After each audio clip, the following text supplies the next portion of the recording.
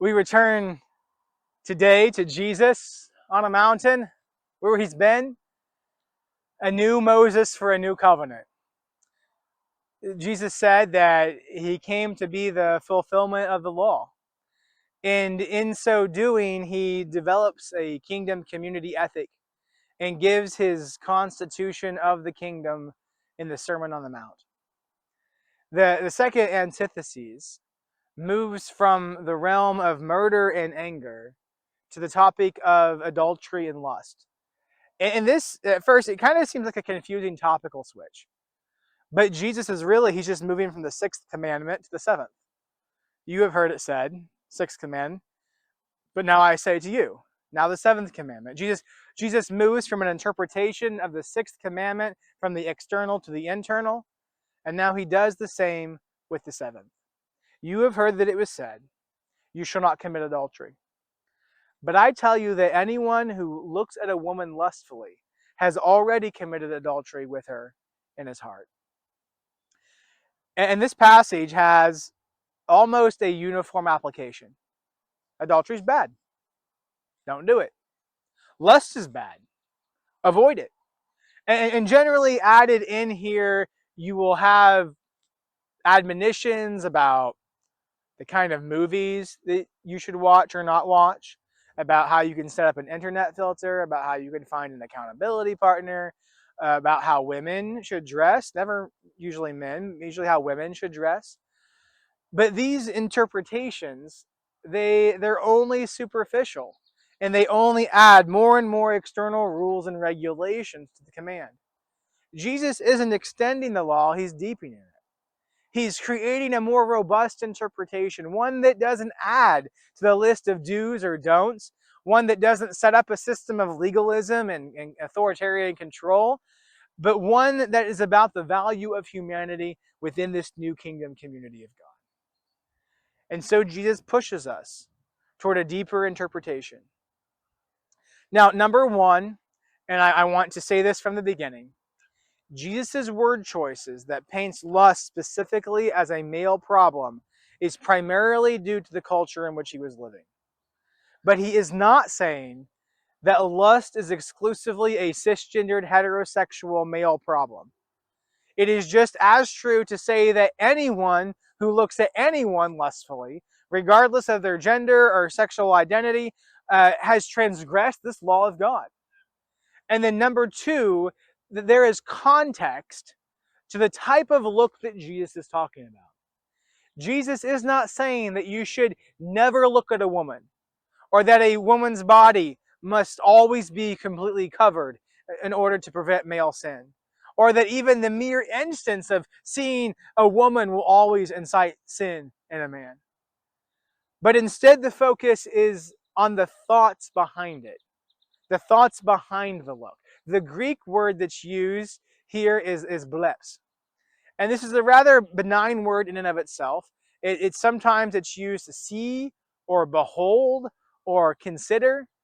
But the way that Jesus uses it is in the active voice in the present tense. It's not just he glanced, he noticed, he looked. It's he looked and he keeps on looking. It's not a passive observance, but an active, contemplated, purposeful choice to engage in lust. And then number three, it's more than just a purposeful gaze.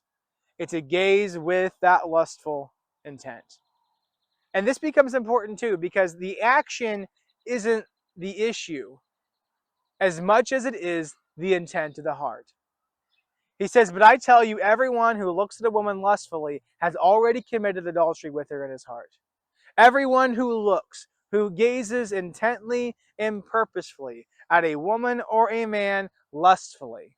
And the word there is epithumio. It comes from epi, meaning upon, and thumio, meaning passion.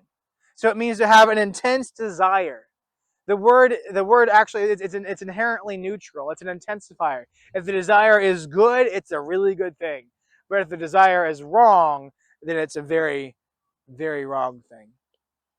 And in this instance, Jesus says, to desire something that is not yours to desire is sin. And this internal motivation matters. growing up in fundamentalist evangelicalism, I grew up with this concept of a purity culture. Purity culture was patriarchal and taught that girls, women, were responsible for the thoughts of men. And in her book, Church 2, Emily Joy Allison reflects on being told as a young teenager that any physical touch with a boy could get him turned on. And quote, if you turn on a boy but don't intend to have sex with him because you're not married, then you're basically lying to him. Purity culture tells girls how to dress. Don't show your knees. Don't show your shoulders. Otherwise, you could lead a boy to lust. It's similar in Middle Eastern cultures where women wear veils and coverings to keep even the shape of their body away from the male gaze. And the thought is that any viewing of any sexualized part of the body will immediately cause sin. And it's often meant to control women. And it creates this perspective of women as objects. And Jesus immediately debunks that. He turns the issue of lust from something she made me do into something you are choosing. Jesus always, always, always, always puts the responsibility for not sinning, for not creating injustice on the individual. He doesn't accept excuses. Oh, I see you were tempted to sin. Well, that one doesn't count. But instead, he says, you can look and not sin. You should be able to encounter a situation, even a sexualized situation, and not sin as a result of it. You can look because you have eyes and you're always looking, but once your mind processes what you're looking at, you then have a decision as to how you will respond. To quote the reformer Martin Luther, you cannot keep the bird from flying over your head, but you can keep it from building a nest in your hair. See, the problem with King David, it wasn't that he saw Bathsheba bathing. It was that he kept looking. And it wasn't just that he kept on looking. It was that as he kept on looking, he began to form these illicit desires that exploited and objectified Bathsheba. Jesus removes the offense from the body and he places it in the heart. And in doing so, Jesus puts the responsibility upon the heart of the individual, not on the body of the person whom they are gazing. By interpreting this commandment through the lens of the oppressed, rather than the lens of the empowered, Jesus upholds the value of women and calls men to account as responsible for their lust and their adultery. And this was unfortunately a new concept for the time. In the Testament of the 12 Patriarchs, a Jewish ethical document that was written in or around the time of Jesus, the blame for adultery was placed directly at the feet of women. And the book is written as if it was written by the 12 sons of Jacob, hence the title. And in Reuben's section, this is Reuben who raped his stepmother Bilhah, the author makes Reuben to say this: for if I had not seen Bilhah bathing in a sheltered place, I would not have fallen into this great lawless act. For so absorbed were my senses by her naked femininity that I was not able to sleep until I had performed this revolting act.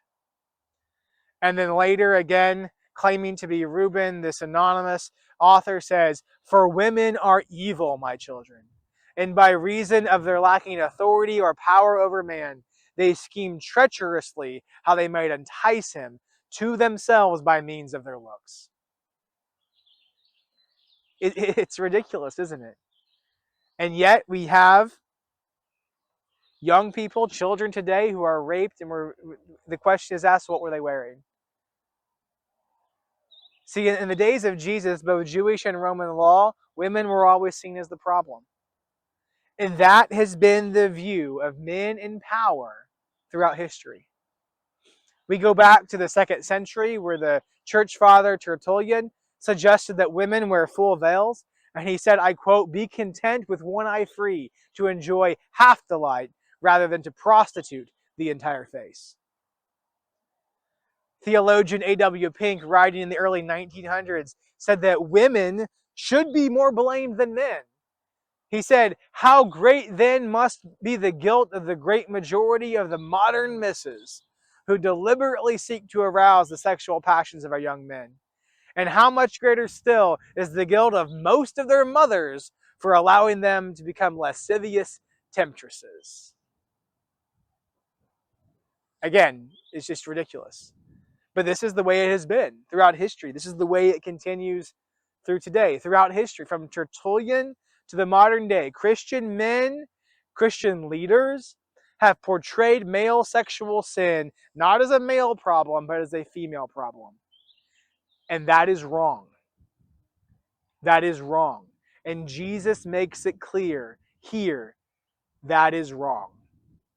Nobody makes me sin except for me. Jesus doesn't say, if she's hot, it's her fault. He doesn't say, oh, unless she's dressed like she was wanting it. He says, anyone who looks at anyone lustfully for any reason sins. The person being objectified, being sexualized, they are the victim of the sin, not the instigators of it. Men have been blaming women for their sins ever since the very first one, and it has to stop. We must take responsibility for our eyes, for our desires, for our thoughts, and not only that, we have to take a higher view of women. We have to have the view of women that Jesus had. In Jewish law, the reason that adultery was a sin was because it was taking another man's wife. The offense was not against the woman, it was against her husband. The offense of adultery wasn't seen as being against them, it was either against their father, who would now no longer be able to get a good bride price for his daughter, or their husband, because the husband's property had been stolen. What was the rightful husband's had been taken from him. But when Jesus moves the offense from the external act to the internal desire, he moves the locus of offense from the so-called male authority over the woman to the woman herself. He says that when you commit adultery, when you lust, your offense is against the other person. This perspective from Jesus gives women and their bodies autonomy, value, and worth. And this value and worth is inherent to themselves. It's not based on the relationship to anyone else. She's not just somebody's daughter or sister or mother. She's somebody, full stop. And in this interpretive application of the Old Testament, Jesus is calling out a cultural system that objectified women and justified it on the basis of it not being adultery. He says that the impure thoughts of their heart, the desires that improperly objectify and sexualize without consent, those are sins just like adultery. Jesus calls us out of empire and into a new kingdom, one that upholds the value of women, one that views sex as sacred, one that understands the connection between internal desires and outward actions, one that requires us to have a new spirit and a new heart.